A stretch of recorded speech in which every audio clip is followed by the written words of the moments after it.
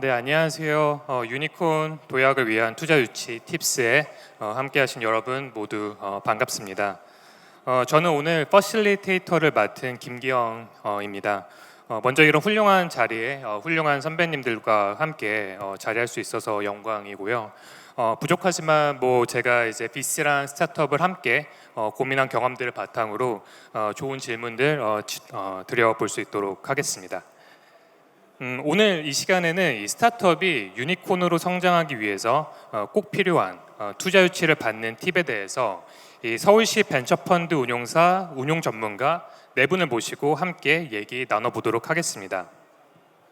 참고로 저희 패널 토의가 끝나고 나면은 이 관객분들과 질의응답을 주고받을 예정인데요. 이 질문 있으신 관객분들은 이 화면에 보고 계시는 이 QR코드를 통해서 자유롭게 오픈 카톡방에 접속하셔도 괜찮고요. 또는 마이크를 통해서 질문을 주셔도 좋습니다. 네, 저희 세션에 좀 들어가기 앞서서 저희 서울시 펀드에 대해서 먼저 간략하게 소개해 드리도록 하겠습니다. 서울시는 벤처 투자 생태계 활성화를 위해서 2019년부터 2022년까지 미래혁신성장 펀드를 조성하였고요. 또 최근에는 2023년도부터 이 비전 2030 펀드를 조성하고 있고 또 2026년까지 조성할 예정입니다.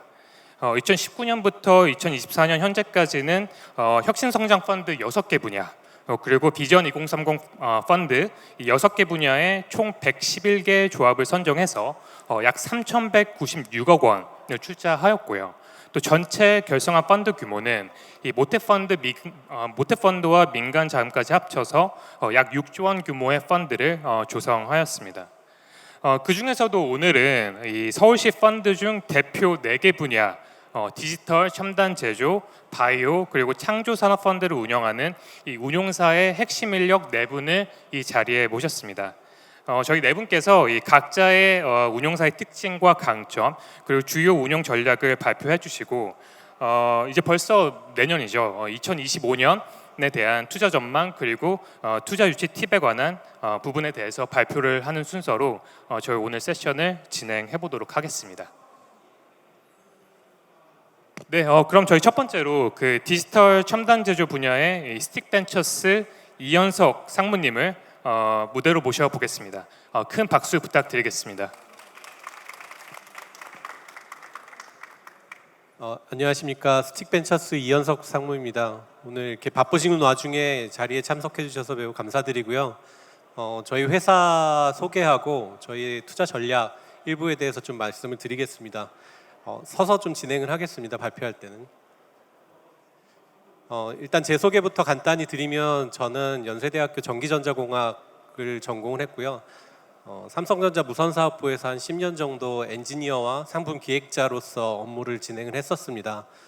그 다음에 이제 2016년도에 지금 스틱 벤처스에 조인을 해서 지금 한 9년째 벤처 투자 업무를 하고 있습니다.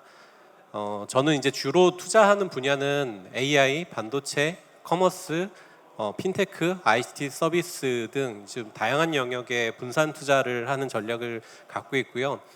주요 포트폴리오로는 APR, 에이블리, 무신사 같은 커머스 업체, 그리고 밀리에서제 같은 이제 ICT 서비스 업체, 그리고 컨택이라는 우주 항공 서비스 업체, 메티스엑스, 슈퍼게이트 이런 회사들에 제가 투자를 주로 했습니다. 스틱 벤처스에 대해서 조금 설명을 드리면 저희 회사는 1999년도에 스틱 IT 투자라는 이름으로 처음에 설립이 됐습니다. 그 후에 2007년도에 저희 회사의 사명을 스틱 인베스트먼트로 변경을 했고요. 그 다음에 벤처 투자 강화를 위해서 2018년 7월 달에 스틱 벤처스를 인적 분할해서 설립을 했습니다. 저희 회사는 지금 총 21명이 근무를 하고 있고요.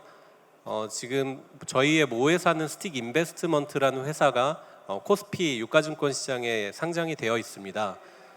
그리고 저희 스틱 벤처스는 스틱 인베스트먼트의 자회사로 되어 있고요. 그래서 스틱 인베스트먼트는 PE 투자를 하는 사모펀드 회사이고 스틱 벤처스는 VC 투자를 하는 회사라고 봐주시면 될 것 같습니다. 그리고 관계회사로 부동산하고 인프라 투자를 주로 하는 스틱 얼터너티브가 있습니다. 저희는 지금 99년도부터 지금까지 누적적으로는 총 10.4 4조 원을 운용을 하고 있고요. VC 부분에서는 1.6조 원을 운용을 하고 있습니다. 저희 회사의 운용 철학에 대해서 말씀을 드리면 저희는 이제 투자보국이라는 운용 철학을 가지고 있습니다. 투자를 통해서 투자 기업의 성장을 하고 이를 통해서 국가와 경제에 기여한다는 게 저희 회사의 경영 철학이고요. 사회적 책임을 이행하는 투자 그리고 밸류업을 통해서 가치 창조가 가능한 장기 투자를 하는 것이 저희의 경영 철학과 운용 방침입니다. 저희가 지금 현재 운용 중인 펀드 현황이고요. 저희가 지금 총 6,700억 정도의 펀드를 운용을 하고 있습니다. 이 중에서 이렇게 파란색으로 제가 이제 표시해 놓은 부분이 서울시에서 출자를 해주셔서 저희가 운용하고 있는 펀드고요. 첫 번째 네모칸으로 되어 있는 스틱 4차 산업혁명 점퍼 펀드는 1,000억 규모로 저희가 주로 지능정보기술, ICT 서비스, 바이오 헬스케어 분야에 투자를 하고 있고요. 스틱 이노베이션 펀드는 저희가 22년 4월 달에 결성을 했는데 2,570억 원 규모로 결성을 했고 서울시에서 100억 원 출자를 해주셔서 잘 운용을 진행 중인 펀드입니다. 저희가 주로 어느 단계에 투자를 하느냐면 저희는 시리즈 A부터 프리-IPO까지 벤처기업의 성장 단계에 맞는 맞춤형 투자와 후속 투자를 진행을 하고 있고요. 티켓 사이즈는 5억에서 10억짜리 이제 초기 펀드도 운용을 하고 있고 지금 스틱 이노베이션 펀드로는 티켓 사이즈 50억 원 정도의 스케일업 투자를 주로 하고 있습니다. 저희의 주요 투자 전략에 대해서 좀 말씀을 드리겠습니다. 크게 세 꼭지로 말씀을 드릴 수 있는데요. 선발업체 투자, 그리고 스케일업 투자, 그리고 마지막으로 글로벌 진출 투자 이렇게 세 꼭지로 저희가 투자를 하고 있습니다. 각각에 대해서 조금 더 상세히 말씀을 드리면 첫 번째 투자 전략은 저희는 혁신 비즈니스로 산업을 선도하는 선발업체에 투자하는 전략을 갖고 있습니다. 여기 보이시는 표는 많이들 보셨을 텐데요. 파레토의 법칙을 뜻하는 그림이고요. 그러니까 혁신 선도 기업, 상위 기업 20%가 시장의 전체 가치와 부의 80% 이상을 가져간다는 파레토의 법칙이 스타트업 씬에도 적용된다라고 보고 있습니다. 그래서 저희는 혁신 비즈니스로 선도하는 1위 기업들에 투자를 하는 전략들을 가지고 있고요. 그래서 저희가 지금 보시는 무신사, APR, 에이블리 이런 회사들이 전부 저희가 1등 업체를 투자를 해서 지속적으로 서포트를 하고 키울 수 있도록 마중물 역할을 한다라는 전략을 가지고 있습니다. 두 번째 투자 전략은 스케일업 투자를 통해서 유니콘을 육성하는 전략입니다. 사실 오늘 세션의 주제와도 밀접한 연관이 있는 전략인데요. 저희가 초기에 유망한 기업을 발굴해서 투자를 하고 이 회사들이 성장을 하면 지속적으로 팔로운 투자를 하면서 후속 펀딩을 해주는 전략이고요. 두 번째 꼭지는 검증된 기업이 퀀텀 점프를 하기 위해서 이미 상당히 성장한 기업들에 투자를 해서 스케일업을 시키는 전략입니다.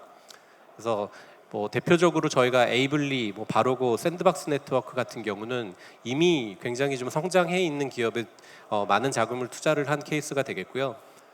팀프레시나 SM랩, 셀리드 같은 회사들은 저희가 시리즈 A 때부터 지속적으로 팔로운 투자를 하면서 기업 가치를 향상시키고 엑시트를 한 사례가 되겠습니다. 세 번째 투자 전략은 글로벌 성장 가능성이 큰 국내 및 해외 기업에 투자를 하는 전략입니다. 국내 시장도 충분히 크고 여기서도 유니콘 기업들이 나오고 있지만 국내 시장보다 해외 시장을 타겟해서 해외 진출이 가능하거나 해외 비즈니스를 하는 회사들에 저희가 가능성이 있다고 보고 있고요. 또 하나는 선진 시장에서 비즈니스 모델이 검증된 벤치마크 기업이 로컬에서 플레이하는 해외 기업들에도 저희가 관심을 갖고 투자를 하고 있습니다. 여기까지 저희가 저희 투자 전략에 대해서 대부분 좀 짧게나마 말씀을 드렸고요. 그리고 저희는 투자하고 난 다음에 저희가 이제까지 한 24년간 한 500여 개 기업에 투자를 했고 한 100여 개 기업을 IPO를 성공을 시켰습니다. 그래서 이런 네트워크를 가지고 투자한 저희 포트폴리오들이 잘 성장할 수 있도록 많이 조력을 하고 있고요. 여기 이제 저희 주요 포트폴리오에 대한 내용입니다. 저희는 주로 ICT 신소재, 지능정보 소프트웨어, 바이오 헬스케어, 그리고 컨슈머 컨텐츠 이런 이제 다양한 분야에 투자를 하고 있습니다. 네, 오늘 제 발표는 여기까지 마치도록 하겠습니다. 들어주셔서 감사합니다.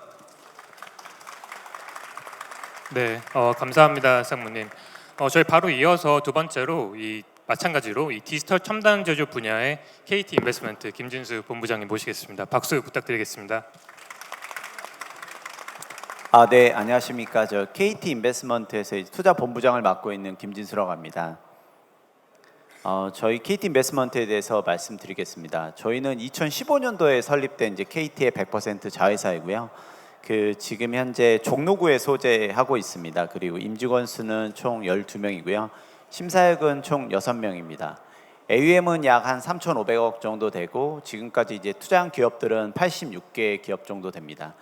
투자한 기업들의 이제 전체 밸류에이션을 총액을 더해 보면 한 20조 정도 되고요. 지금까지 약 2천억 원 정도의 투자를 진행했습니다. 저희의 투자 전략은 되게 좀 심플한 편인데요. 저희는 이제 주로 시리즈 A나 B에 집중을 하고 있습니다. 제일 주력으로 하고 있는 투자 분야가 이제 투자 단계가 시리즈 A이고요. 그리고 테크 중심으로 굉장히 많은 투자를 하고 있습니다. 주로 제일 2016년부터 AI에 되게 집중해서 투자를 하고 있고 전체 포트폴리오의 약 한 40% 정도가 다 AI 관련이라고 보시면 될 것 같고요. 그리고 이제 설립될 때부터 KT라는 색채가 너무 강했기 때문에 저희 내부적으로 좀 되게 창업자 프렌들리한 회사를 만들어 보자 이런 기조로 문화를 만들려고 많이 노력을 했습니다. 그래서 굉장히 창업자 편에서 의사결정을 많이 하고 창업자의 성장을 많이 도와주는 그런 이제 투자와 그리고 사후 관리 그리고 회수 이후에도 계속 만날 수 있는 그런 관계를 형성하기 위해서 관계를 굉장히 중요하게 생각하고요. 대표님들과 지속적으로 만나고 계속 커뮤니케이션하는 특징을 가지고 있습니다. 그리고 이제 지금 시장이 작더라도 결국에는 향후에 굉장히 커질 수 있는 하이퍼 그로스한 시장을 투자를 하고 있습니다. 앞서 말씀드렸듯이 이제 저희 보게 되면 이제 AI가 전체의 한 40% 정도 되고요. 로봇, 클라우드에서 전체 테크 중심으로 거의 투자를 진행하고 있습니다. 모바일이나 헬스케어도 있지만 거의 대부분이 이제 저희가 아무래도 KT라는 모회사를 가지고 있기 때문에 레퍼런스라든지 아니면 그런 것도 제공해 줄 수 있고 라이센스라든지 프로덕트 관련된 협력들 이런 것들을 좀 제공해 줄 수 있는 그런 장점들을 가지고 있습니다. 저희 회사는 2015년도에 설립됐는데 그때 굉장히 실험적으로 설립이 됐었습니다. 그래서 KT에서 자금을 100% 제공하면서 이 자금이 마지막일 수도 있다. 너희가 투자를 잘하면 이 회사가 존속되는 거고 안 되면 없어질 수도 있다. 이런 식으로 얘기를 했었었고요. 저는 이제 그때 창업 멤버로 사실 조인해가지고 계속 인플로이 넘버 3인데요, 제가. 근데 이제 그때부터 했었었고 2016년도에 설립됐던 펀드 두 개가 굉장히 수익률이 좀 좋고 이제 M&A로 엑시들이 많이 나왔습니다. 예를 들어 수아랩 같은 경우 2,300억 원에 인수되고 이렇게 되면서 수아랩, 호갱노너, 번개장터, 솔트룩스 이런 게 계속 연에 한 두세 개씩 터지면서 그럼 이제 모태 펀드를 외부 자금을 좀 받을 수 있겠다라고 해서 모태 펀드를 받기 시작했고 최근에 민간 펀드 그리고 이번에 이제 서울시에서 출자받았던 이제 펀드까지 해가지고 한 3,500억 원 정도까지 AUM을 늘렸습니다. 그래서 저희를 바라보실 때 보통 이제 KT 전체 자금으로 운영을 한다 생각하실 수도 있는데 전체 이 펀드에서 KT 자금은 한 30% 정도이고 나머지 60-70%는 외부에서 LP를 모아서 펀드를 만들고 있습니다. 저희 투자 성과로는 이제 전체 86개 중에서 15개 회수건이 있는데요. 8개 M&A와 IPO는 7건이 있습니다. 저희가 상대적으로 보면 M&A 건수가 많은데요. 이유를 좀 분석해 보면 저희 사실 좀 기술 중심으로 많이 투자를 하다 보니까 결국에는 M&A 될 수 있는 확률들이 좀 높았던 것 같습니다. 그래서 그런 것들이 좀 있는 것 같고요. IPO도 보게 되면 저희 일반 상장보다는 기술 특례 상장으로 해서 이제 상장한 케이스가 굉장히 많고요. 그렇습니다. 유니콘은 총 5개가 있는데요. 루닛 그리고 메가존 클라우드, 리벨리온, 한국신용데이터, 사운드아웃도 이렇게 있습니다. 저희 대부분 다 시리즈 A나 B에 투자한 회사들이고요. 그래서 그 이후에 이렇게 유니콘으로 성장한 그런 이력을 가지고 있습니다. 저희 회사의 또 하나 좀 특징 중에 하나는 저희가 투자한 이후에 이제 KT의 대규모 투자가 수반되는 경우가 좀 있었습니다. 그래서 작년, 재작년에 굉장히 많이 나왔었고, 예를 들어 메가존 클라우드 같은 경우는 저희가 이제 뭐 작게나마 이제 15억 원 정도 시리즈 B에 투자를 했었었고요. 그 이후에 이제 KT가 1,500억 정도, 1,300억 정도 대규모 투자를 한 2년 뒤 정도에 했었었고요. 팀프레시, 리벨리온, 핑크퐁 전부 다 이제 저희가 앞단에 들어가고 뒷단에서 KT가 대규모로 들어간 그런 사례가 있습니다.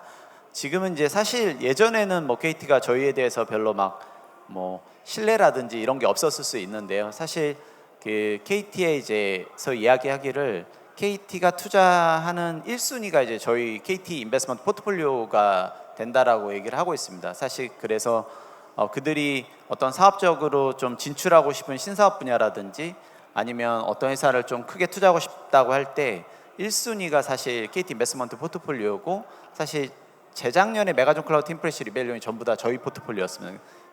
KT가 3군데 투자를 했는데 다 저희 포트폴리오에 투자를 했고요. 이것 외에도 이제 사실 저희 투자 받으면 좋은 거는 저희가 이제 KT에 계속 지속적으로 사업 협력 기회를 제공하고 소개를 해드리고 있습니다.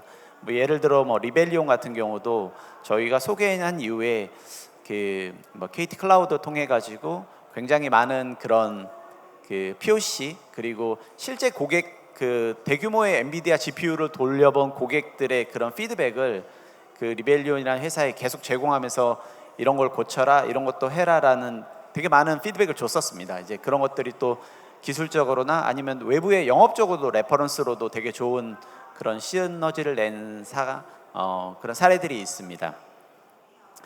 오늘 소개는 여기까지요. 제 소개 좀 말씀드리면, 저는 이제 VC를 한 지는 한 9년 정도 됐고요. 저희 회사 전체 한 2천억 투자 중에 한 1,000억 정도를 제가 했고요. 그리고 지금까지 엑시트한 회사는 M&A 6개, 그리고 IPO 5개를 했고, 유니콘 5개는 다 제가 투자한 회사들입니다. 네, 이상입니다. 감사합니다. 감사합니다, 본부장님. 네, 저희 세 번째로 또 바로 이어서 바이오 헬스케어 분야 IMM 인베스트먼트 문여정 전무님 무대로 모시겠습니다. 박수 부탁드리겠습니다. 네. 안녕하세요. IMM 인베스트먼트 문여정입니다. 우선 오늘 이런 자리에 초대해 주셔서 너무 감사하고, 제가 너무 좋아하는 이현석 상무님, 김진수 본부장님, 그다음에 이현송 대표님이랑 같이 이런 자리에서 발표해서 너무 좋네요.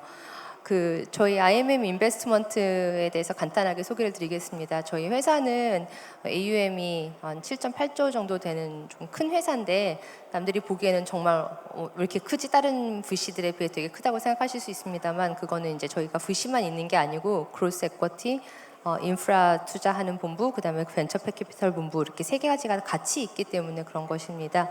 그래서 저희는 원래 VC에서 시작을 했었고, 프라이빗 에쿼티로 확장을 하고 인프라스트럭처로도 확장을 했었고, 현재는 도쿄 오피스, 홍콩 오피스, 싱가포르 오피스까지 이제 계속 글로벌리 확장을 하고 있는 상황입니다. 그래서 한번 투자를 하면 벤처에서 투자를 해서 그로스까지도 계속 키워줄 수가 있고, 글로벌리도 계속 전폭적인 지원을 해줄 수 있다라는 게 이제 저희 회사의 장점이라고 보실 수 있을 것 같습니다.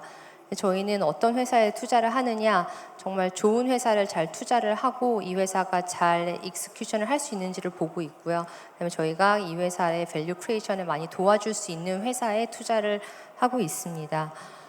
저희 VC 펀드만 좀 요약을 해서 저희가 장표를 따로 만들었는데, 저희 VC 펀드의 AUM은 한 1.4조 원 정도 되고요. 지금까지 펀드는 24개 정도를 액티브하게 운영을 하고 있습니다. 저희 펀드의 그로스 IRR이 한 26.8% 정도 되는데, 저거는 이제 전체 이제 지금 최근 10년 동안의 벤처의 IRR보다는 상당히 좀 높은 수준의 IRR이라고 보실 수 있습니다. 그리고 저희가 좀 상당히 자랑스러워하는 것은, 저희 포트폴리오가 한번 저희 투자하면은 중간에 망하지 않고, 대부분의 경우에는 서바이벌 레이시 97%가 넘고, 저희가 좋아하는 포트폴리오 경우에는 저게 이제 업데이트가 조금 재작년 기준이긴 합니다만 60개에서 훨씬 넘어가는, 한 80개 넘어가는 회사에는 팔로원 인베스트먼트가 된다라고 보실 수 있습니다. 저희가 바이오 헬스케어 투자를 많이 하는데 뭐 최근에 바이오 헬스케어가 좀 어렵지 않냐 이런 얘기들 되게 많이 하고 있습니다. 실제로 어려운 거는 맞기는 하고 뒤에서 이런 질문이 좀 나올 거는 같아서 미리 좀 설명을 드리자면 확실히 금리가 올라가면서부터 바이오 투자가 줄어든 거는 맞습니다.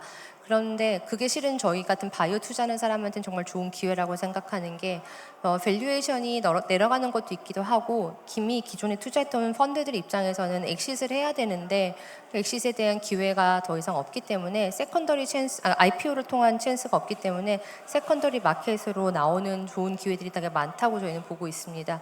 그래서 그런 것들에 대해서 저희가 좀 좋은 회사를 잘 선발을 하면은 오히려 세컨더리로 좀 싸게 매입할 수 있는 기회가 있다라고 저희는 보고 있고요. 특히 한국에서 바이오가 얼마나 그럼 좋냐라고 하면은 실은 정부의 정책 지원이 상당히 크다라는 게 하나의 큰 장점이고, 두 번째는 이런 정부의 정책 지원을 바탕으로 해서 이제는 좋은 회사들이 정말 많은 기술 이전을 공격적으로 하고 있다라는 게 이제는 나와 입증이 되고 있습니다. 그래서 오름 세라피틱이라든지 IM 발로직스라든지 큐로셀, 지노맨 컴퍼니, 저 회사들 다 저희 IMM의 포트폴리오인데 최근에 있었던 대표적인 기술 이전했던 회사들이 다 저희 회사들의 포트폴리오이기도 하고, 저 회사들이 지금 상당히 의미 있는 기술 이전을 하는 걸 보시면은 이 회사들 이외에도 실은 우리나라의 바이오텍들이 이제 점점 되게 의미 있는 기술 이전을 하는 것을 통해서 봤을 때 저는 이제는 조금 턴어라운드가 되는 시기가 오지 않았을까라고 생각합니다. 그리고 또 디지털 헬스케어 쪽에서도 정부에서 많은 돈을 벌 수 있는 기회들, 여러 가지 수가들이 많이 마련이 되면서 그런 걸 통해서 좋은 회사들이 이미 루닛은 IPO가 됐고 IPO를 통해서 이제 돈을 벌고 있는 걸 입증을 하고 있습니다만, 루닛이나 뷰노 이외에도 뭐 웰트 같은 디지털 치료제 회사들도 있고요. 우리나라 특히 정말 잘하는 게 이제 의료기기 같은 클래시스나 제이시스, 루트로닉 같은 회사들도 계속 나올 수 있다라고 생각을 하고 있어서 그런 쪽에서 좋은 투자의 기회가 있지 않나라고 생각을 하고 있습니다. 저는 이제 살루스 펀드라고 해서 이제 펀드를 운영을 하고 있고, 산부인과 의사였고 지금 VC 투자를 하고 있는 이제 9년 차가 됐고요. 정부 쪽에서도 뭐 4차 산업혁명위원회에서도 일을 했었고, 뭐 서울시에 있는 서울 바이오 허브의 뭐 여러 가지 심사위원이라든지 그런 것도 하고 있었고요. 여러 가지 바이오 생태계를 좀 도와주기 위한 여러 가지 살롱 같은 것들을 많이 하고 있습니다. 그런 것들을 통해서 저희 포트폴리오들의 밸류업을 많이 도와주고 있는데, 그게 저희가 실은 어떠한 회사, 저희가 투자를 하는 게 단순히 IMM의 이름만을 가지고 투자를 하는 게 아니고, 저희가 투자를 하고 나면은 회사들을 정말 많이 도와주고 이 회사를 도와줘서 많은 밸류업을 통해서 결과적으로는 저희가 좋은 수익률을 보여준다라고는 저는 생각을 하고 있습니다. 대표적인 예를 들자면은 루닛 같은 케이스를 저희가 이제 2016년에 첫 투자를 했는데, 2016년에 첫 투자를 해서 2021년도에 마지막 프리 IPO를 하고 22년도 7월에 상장을 갈 때까지 거의 한 200억 가까이 투자를 했었고, 전체적인 수익률은 저런 숫자를 보여주긴 했었죠. 오름 같은 회사도 저희가 여러 번 투자를 했었고, 최근에 상당히 어려운 시기를 겪으면서도 저희가 신뢰를 잃지 않았었고, 이제 그래서 투자 금액이, 그러니까 밸류에이션이 리픽싱이 됐음에도 불구하고 저희는 계속 투자를 했었기 때문에 아마도 이번에 올해 말에 IPO를 하게 되면 좋은 수익률을 보여줄 수 있을 것이라고 생각하고 있습니다. 저희가 지금 이제 서울시에서 출자를 받은 IMM 살루스 헬스케어 펀드는 이제 2호 펀드에서 출자를 해주셨는데, 2호 펀드에는 현재 바이오텍이라든지 헬스케어 펀드, 딥테크 쪽에 투자를 많이 하고 있고요. 이 펀드 같은 경우에는 국민건강보험공단이라든지 SCL 의과학재단이라든지 이런 서울 바이오 허브 같은 다양한 바이오 헬스케어 쪽에 관련된 출자자들이 많이 들어와 있습니다. 그래서 이를 통해서 저희가 바이오 헬스케어 쪽에 되게 많이 공격적으로 투자를 하고 있고, 특히 시리즈 A나 B에 있는 회사들에 많이 투자를 하려고 하고 있습니다. 이전에 있었던 살루스 1호 펀드 같은 경우에도 SC바이오센서라든지 이런 바이오 헬스케어와 관련된 LP들이 많이 출자를 하셨었고, 이를 통해서 이미 루닛이나 큐로셀 같은 회사들이 IPO가 된 것들을 볼 수가 있습니다. 저희가 좋은 바이오 헬스케어 많이 계속 투자를 하고 도와주고 할 수 있으니까 좋은 회사 있으면 저희한테 언제든지 연락 주시면 좋겠습니다. 감사합니다. 감사합니다, 전무님. 뭐 워낙 바이오 헬스케어 쪽에서 상징적인 뭐 루닛을 포함해서 딜들을 많이 하신 또 전무님이셔서 아마 특히 이 분야에 관심 있으신 분들이면 오늘이 또 굉장히 좋은 시간이지 않을까라고 생각을 하고 있습니다. 네, 저희 마지막으로 저희 스마트 스터디 이현송 대표님 발표 들어보도록 하겠습니다. 박수 부탁드리겠습니다. 네, 안녕하세요. 스마트 벤처스 이현송입니다.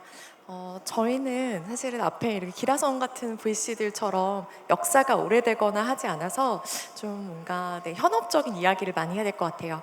저는 올해 12년차 VC인데요. 회사는 저희가 핑크퐁 컴퍼니 자회사로 세워져서 올해 이제 VC 라이센스 딴 지 4년 됐습니다. 그래서 뭐 IPO라든지 엑시트 스토리는 아직은 없지만 저희가 컨텐츠 분야에 정말 시드부터 프리 IPO까지 이제 버티컬 투자를 하다 보니까 골고루 모든 단계의 투자를 다 담은 덕분에 올해부터는 IPO하고 엑시 사례가 좀 생길 것 같고요. 저희 핑크퐁 컴퍼니 얘기 안 할 수가 없을 것 같아요. 저희 VC 자체는 이제 라이센스 받은 지 얼마 안 돼서 이제 4년이지만 핑퐁 컴퍼니는 올해 이제 14년 된 한국의 이제 대표적인 미디어 컨텐츠 유니콘 스타트업인데 저희가 핑크퐁 컴퍼니의 CVC로 설립되면서 꼭 핑크퐁 컴퍼니뿐만 아니라 펀드를 만들 때 한국의 이제 유니콘을 꿈꾸는 또는 유니콘이 이미 된 또는 이미 상장을 간 기존 레거시 콘텐츠 기업들을 꼭 LP로 모셔서 포트폴리오의 밸류업에 이바지하려고 노력을 하고 있습니다. 네, 그래서 저희가 좀 다른 점은 아까 얘기했던 이런 여러 LP들, 한국의 뭐 리디라든지 대원미디어라든지 유명한 LP들을 모아서 이들이 새로운 IP와 컨텐츠를 개발하는데 사업화를 같이 해주십사 계속 부탁을 드리고 있고요. 그러다 보니까 아까 얘기했던 그 LP들의 약간 쉐어드 VC, CVC처럼 일을 하고 있어요. 이 부분에 대해서 사실 베이비샥으로 핑크퐁 컴퍼니가 한 14년 동안 글로벌 로 얻은 그 소비재 회사들의 네트워크, 그다음에 컨텐츠 기업 네트워크, 그다음에 유튜브나 인스타그램이나 아니면 그냥 구글이나 이런 플랫폼들, 그 전 세계 플랫폼들에 대한 노하우를 같이 쉐어하고 이게 꼭 저희가 FI로서 캐피탈 게인을 얻기 위한 투자가 아니라 새로운 성장 동력이 될 수 있을 만한 투자도 같이 CVC 투자도 함께 하고 있습니다. 올해 서울시에서 이제 출자해주신 창조산업 분야의 펀드 관련해서 좀 더 설명을 드리면 저희가 올해는 테마를 수출형 컨텐츠 펀드로 잡고 글로벌 매출이 많이 나는 컨텐츠 기업에 투자하는 펀드를 만들었어요. 그래서 날 때부터 글로벌 컨텐츠인 게임을 좀 제외하고 게임 말고 이제 다른 분야들이 사실 글로벌 수출형 펀드가 기업이 되기 좀 어렵다 보니까 다른 분야에서 각각의 분야에서 컨텐츠 분야에서 해외 매출을 많이 내고 있는 또 이제 SI들을 LP로 모셔서 저희가 또 밸류업을 하려고 하고요. 저희가 이 펀드를 기획하게 된 데는 저희가 기업 가치 제고 게임을 하는 데 있어서 데이터를 쭉 봤더니 압도적으로 한국은 수출 비중이 높은 기업이 밸류에이션이 높은 특징이 있습니다. 여기 보이는 이제 1등 기업과 2등 기업, 2등 기업이라고 제가 감히 말씀드릴 수 없는 훌륭한 기업들이지만 이 밸류에이션 차이가 압도적으로 수출 비중으로 나타날 때가 많아요. 심지어 여기 지금 웹툰 웹소설 분야냐 애니메이션 분야 같은 경우는 그 산업의 평균 매출보다 훨씬 더 적은 매출을 하고 있음에도 불구하고 평균 시총보다 훨씬 높은 시총을 가진 이유가 이들이 사실은 수출을 잘 하지 못하는 분야라는 인식이 있는데 1등 기업들은 수출 비중이 높기 때문입니다. 그래서 이 부분에 대한 이제 수출과 컨텐츠 기업 가치에 대한 코릴레이션을 저희가 착안해서 사실 컨텐츠 기업의 또 특별한 특징이 하나 있는 게 반드시 컨텐츠 기업 자체는 컨텐츠 매출, 직수출로만 매출이 나는 게 아니라 1.08배 정도 동일한 비중으로 동일한 금액으로 반드시 소비재 수출을 견인하는 효과를 가지고 있습니다. 이제 한국의 중소기업이 수출하는 품목 중에 1등 항목이 오히려 2, 3등 항목이 자동차라든지 플라스틱 제품이고요. 1등 항목이 또 화장품이에요. 그래서 저희는 이 펀드로 기존의 컨텐츠 IP 기업, 그다음에 컨텐츠에 대한 신기술 기업뿐만 아니라 이 컨텐츠가 일으키는 소비재, 견인하는 소비재 매출까지 내는 기업을 좀 담을 예정입니다. 크게 아까 3가지 기업을 저희가 담을 거라 말씀드렸는데요. 문화 콘텐츠 IP 기업 같은 경우는 주로 수출, 글로벌을 가는 회사들 중에는 이렇게 영화부터 웹소설, 웹툰 제가 여러 가지를 다 나눠왔지만 이 게임이랑 음악처럼 다이렉트 투 커스터머 D2C 구조를 가진 회사가 아니고서는 약간의 약점식이 좀 존재를 해요. 그래서 저희는 이 부분에 대해서 이 약점을 보완하는 투자, 그다음에 웬만하면 좀 프로젝트 투자를 통해서 기업 가치를 제고하려고 하고요. 게임이나 음악 또는 이제 뭐 최근에 로블록스라든지 아니면 릴쇼트 같은 이제 쇼폼 드라마 플랫폼이라든지 직접적으로 트래픽이 증가하는 거에 대해서 레베뉴 쉐어를 잘 가지고 올 수 있는 기업에 대해서는 저희가 기업 투자를 활발하게 검토할 예정이고요. 저희는 최근에 뷰티 패션 분야의 어떤 BM이 굉장히 컨텐츠 기업과 같아지고 있다고 생각합니다. 코스맥스 콜마 또는 패션의 뭐 외주 생산이 이미 인프라가 완착된 상황에서 새로운 뭐 드라마의 PPL이라든지 아니면 틱톡 메이드 잇 바이 미로 해시태그된 SNS 컨텐츠를 통해서 화장품과 패션 기업들의 해외 매출이 굉장히 증가하는 걸 보고 있어요. 그래서 인디 브랜드들이 오히려 아모레 퍼시픽보다 그 인디 브랜드를 생산하는 ODM 기업들의 밸류에이션이 더 높아진 걸 보면서 저희 활발하게 화장품 뷰티 패션의 스타트업도 투자할 예정입니다. 신기술 기업 같은 경우는 앞에서 얘기했던 사실 기업들의 성장성이 매출의 스케일러빌리티에 있다면 저희는 조금 더 이거는 매출의 안정성, 스테빌리티에 맞춰서 아까 앞에 있는 그 IP 브랜드 기업들에게 어떠하게 효율적으로 낮은 코스트로 기술을 제공하는지에 대한 안정성을 평가를 해서 이들이 글로벌로 나갈 수 있는지 내부 체크리스트를 통해서 투자할 예정입니다. 저는 아까 말씀하신 올해 12년차 심사역인데 중간에 한 상하이도 가서 근무한 적이 있고요. 그때 한참 이제 중국에서 한국 컨텐츠 기업 각광받았을 때인데 한국에 돌아오고 나서도 활발하게 글로벌로 나가려는 컨텐츠 회사를 지원하고 있습니다. 내부적으로 핑크퐁 컴퍼니가 새로 그러니까 유아동 말고 더 어퍼 에이지로 가는 컨텐츠에 대해서도 내부 컴퍼니 빌딩을 통해서 저희가 JV를 세운다거나 아니면 공동 IP를 소유하면서 프로젝트 투자를 하는 것도 같이 하고 있어서 여러모로 더 열린 투자가 될 것이라 생각합니다. 감사합니다. 네, 감사합니다, 대표님. 저희 오늘 모신 패널 분들이 진짜 밸런스가 좋은 것 같다는 생각이 드는 게, 그러니까 투자 분야뿐만이 아니라 또 그 회사 투자하시는 형태도 뭐 KT나 스마트 스터디처럼 뭔가 그 기업이 백킹해주는 투자의 형태의 그 투자 베이클도 있으시고 또 뭔가 독립계에서 너무 잘하시는 스틱과 그 IMM 같은 하우스에서도 같이 오셨기 때문에 굉장히 좋은 밸런스의 그런 패널 분들로 오늘 세션이 진행이 되는 거 아닌가라는 생각이 들고요. 일단 저희가 준비한 질문 리스트들이 몇 개 있습니다. 그래서 일단 저희가 질문을 드리고 또 동시에 여러분들이 주시는 그런 질문들도 저희가 이제 카톡을 통해서 확인을 할 테니까 계속 저희한테 메시지 보내주시면 될 것 같고요. 일단 먼저 첫 번째로 저희가 공통 질문부터 시작을 해볼게요. 그래서 뭐 순서 상관없이 그냥 답변 편하게 해주시면 될 것 같은데 일단 가장 큰 거는 아무래도 좀 매크로한 부분일 것 같아요. 어쨌건 이제 시장이 지금 전체적으로 좀 다운턴이라는 느낌을 많은 분들이 느끼고 계시고 이제 그렇기 때문에 이제 올해의 투자 시장은 어떻게 마무리될 것 같은가 내지는 이제 내년 시장은 좀 어떻게 전개가 될 것 같은가 이런 게 아마 가장 좀 궁금하실 것 같아요. 그래서 여기 계신 네 분께서 좀 답변을 관련해서 해주시면은 큰 도움이 될 것 같습니다. 어떠신가요? 제가 지명을 하는 게 나으실까요? 아니면 이렇게 성무님부터 그 사실 되게 중요한 질문이고 저희도 시장이 지금 어떻게 돌아가고 있는가에 대해서 항상 관심을 기울이고 있습니다. 사실은 여기 계신 분들은 잘 아시겠지만 2022년 한 4월, 5월 달부터 시장이 좀 굉장히 금리가 올라가면서 시장이 약간 침체 그리고 이제 유동성에 대한 부분이 상당히 줄어들고 회사에 대한 수익성 위주로 회사들을 검토가 되기 시작했고요. 벤처 시장에 상당히 그 유동성에 대한 드라이 파우더 자금이 많았었기 때문에 그게 스타트업 씬에서 반영되는데 버퍼 타임이 좀 있었다고 생각을 합니다. 그래서 사실은 지금은 굉장히 옥석이 가려지고 있는 시장 장세라고 보고 있고요.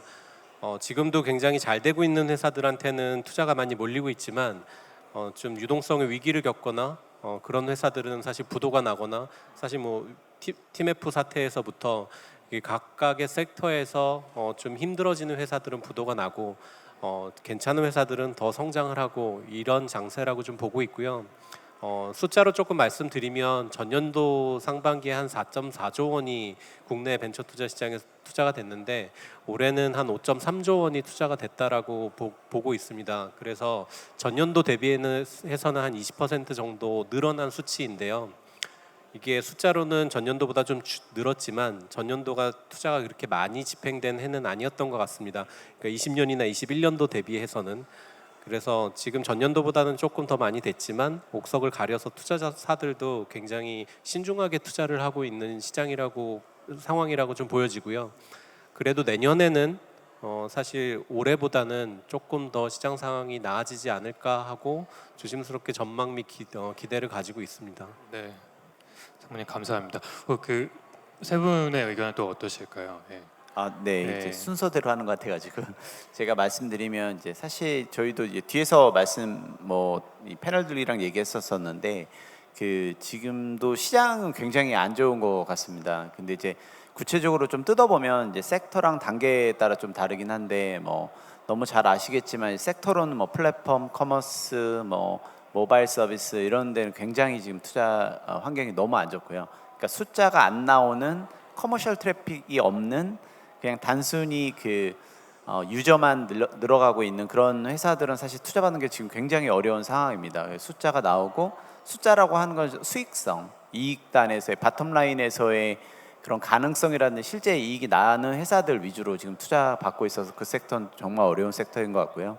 그리고 지금 올해 초만 해도 사실 AI의 굉장한 붐으로 인해 가지고 이제 딥텍 쪽 굉장히 인기가 있었고 그리고 뭐 기술투자 상장이나 이런 것도 좀 자유롭게 됐었던 부분이 있었는데 하반기 되면서 이제 기술투자 상장도 굉장히 점점 힘들어지고 있어서 기술투자 상장 자체도 지금 이제 뭐 AI라든지 뭐 로봇이라든지 스페이스라든지 이런 쪽 관련돼서도 투자가 점점 이제 좀 타이트해지고 있다는 느낌을 받고 있고요.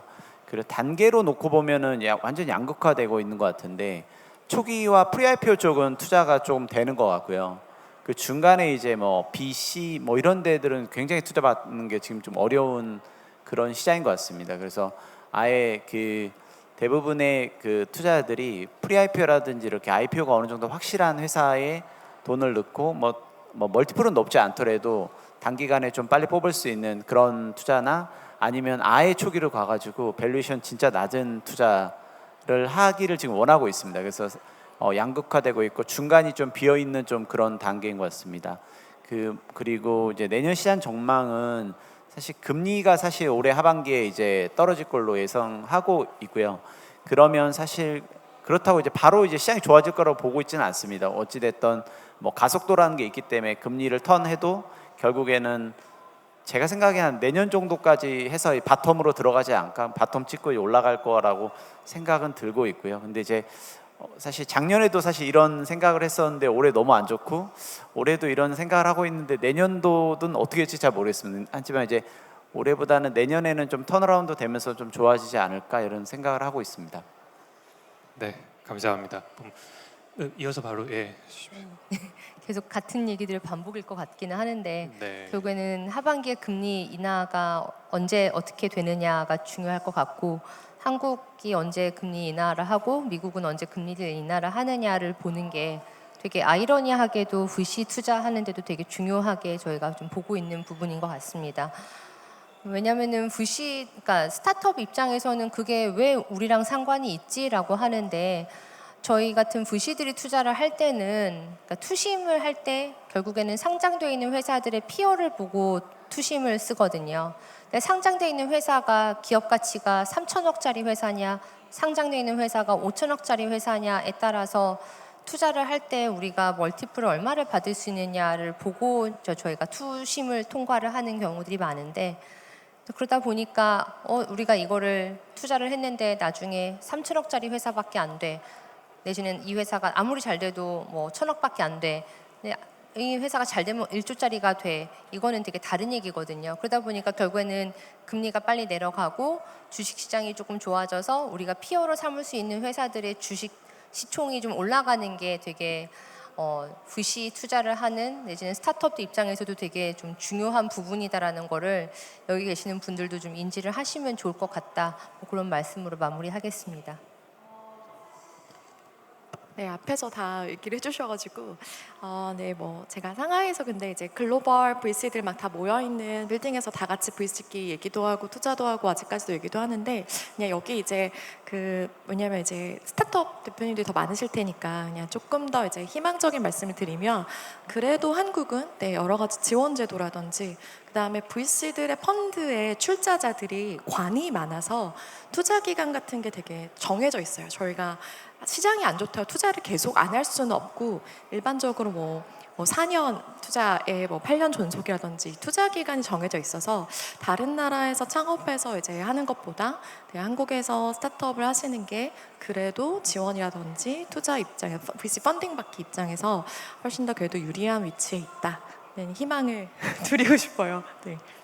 네, 대표님 감사합니다. 그 방금 또 말씀 주신 질문이 또 저희 다음 질문이랑도 자연스럽게 연결이 될 것 같은데요. 그 한국 같은 경우에는 좀 독특한 구조가 말씀 주신 대로 좀 지원금의 형태가 많고, 또 이제 정부 기관들이 그 LP 참여자로서 굉장히 적극적으로 그 시장을 그 서포트하는 모습을 보여주시잖아요. 근데 이제 이런 부분들이 분명히 장점도 있지만 또 동시에 좀 안 좋은 부분도 있을 수 있을 거라는 생각을 하는데, 근데 이러한 뭐 이제 LP 분들과 또 많이 커뮤니케이션을 하시고 또 펀드를 직접 운영하시는 관점에서 봤을 때 그러니까 이런 정부의 참여에 대해서 좀 어떤 관점들을 갖고 계신지, 그 장점은 어떤 거고 뭐 이런 부분들은 좀 보완됐으면 좋겠다라는 부분들이 혹시 있으실지에 대해서도 질문 드려보고 싶습니다. 이번엔 반대로 이렇게 한번 와보실까요? 네. 제가 네, 약간 좀 단점에 좀 맞추면 그 뭐 꼭 컨텐츠 얘기는 아니고요. 그냥 정부의 정책이 펀드에 좀 반영되다 보니까 그게 주목적 투자 의무를 저희가 채워야 되는데, 그러니까 예를 들어서 제가 절대 저 한국 벤처 투자 너무 사랑하는데 코비드 때 그 버팀목 펀드라고 매출액 코비드 때문에 매출액이 줄어든 네, 회사에만 투자를 해야 되는, 회사를 주목적으로 투자를 해야 되는 펀드가 있었어요.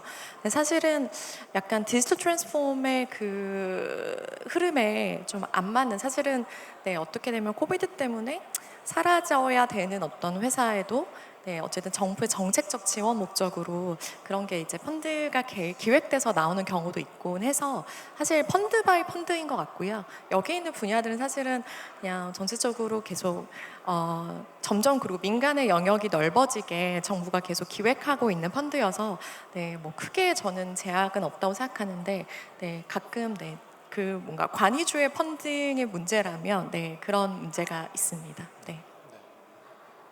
근데 저는 우리나라의 가장 큰 장점이라고 우선은 생각을 하기는 하고, 왜냐하면은 다른 나라에서는 없는 되게 특이한 구조이긴 하잖아요. 이제